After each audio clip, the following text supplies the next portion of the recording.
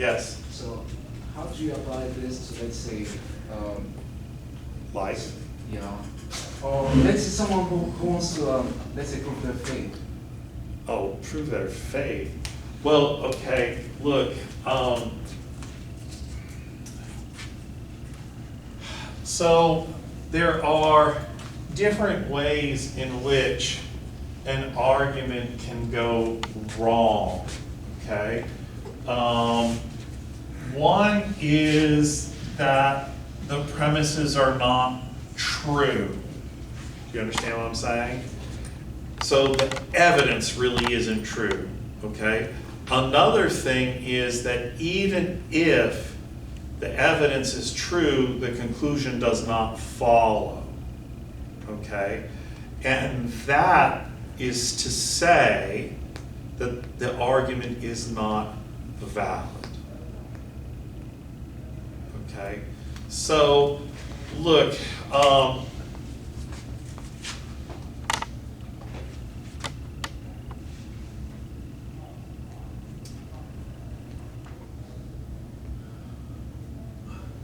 if God knows what I'm going to do before I do it, then it is necessary that I do it. Okay? And now I'm going to ask you, is God omniscient? Yes. Okay. God is omniscient.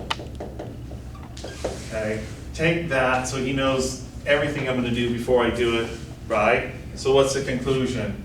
Therefore, it is necessary that I do it. And it here is everything that you do, right? Okay. If Christianity is true, then I have free will, right? But what is this saying?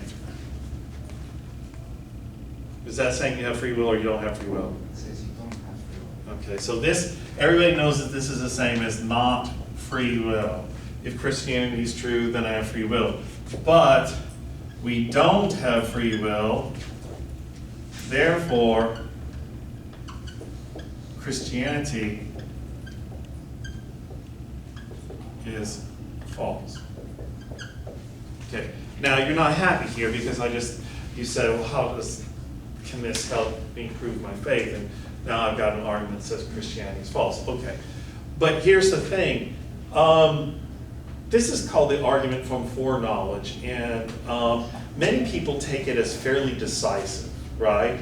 That, look, they talk about us having free will, and but God is supposed to know the future, and those two are incompatible, right?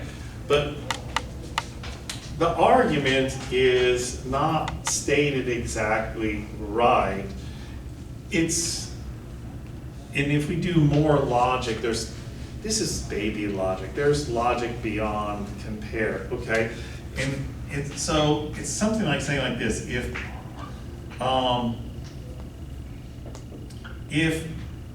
God knows that I'm going to do that P, then it's necessary that I'm going to do P. This is how we might express it, okay? And this means necessary. And you said that God knows everything I'm going to do, and therefore it's necessary that I will do what I'm going to do, which means I don't have free will, right? Follow me here? But really, when we say if God knows what we're going to do, then it's necessary that you do it. No.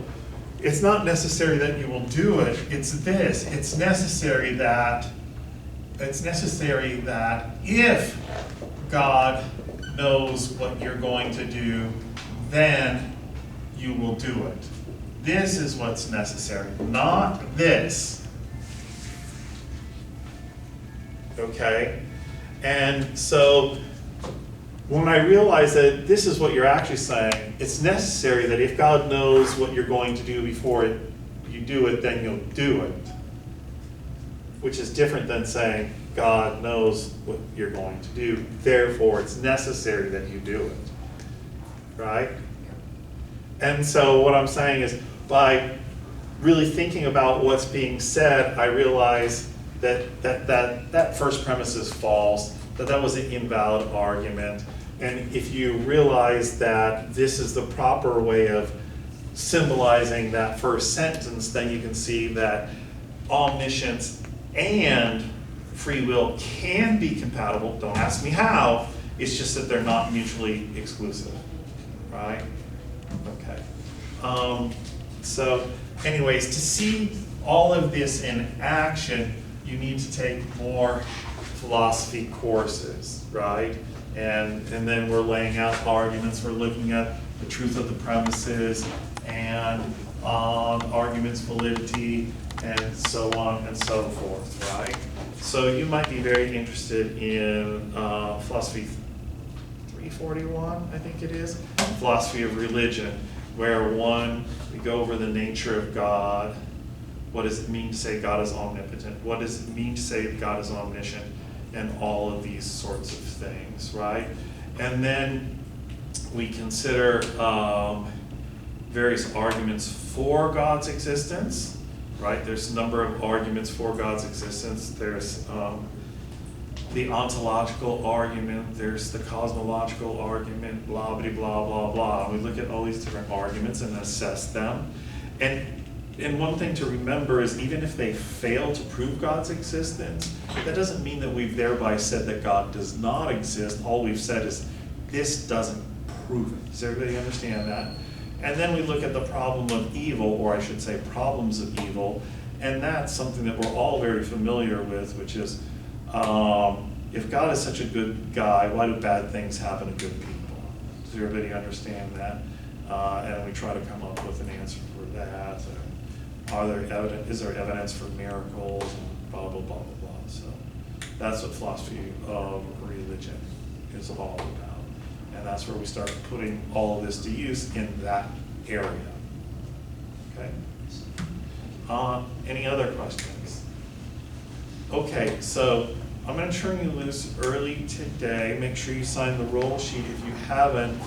I'm going to start in on chapter 4 on Thursday, but I will ask any remaining questions you have for the chapter 3. And the chapter 3 test is up and posted. It is due Sunday night by 11:59 p.m. All right? All right. Have a good day.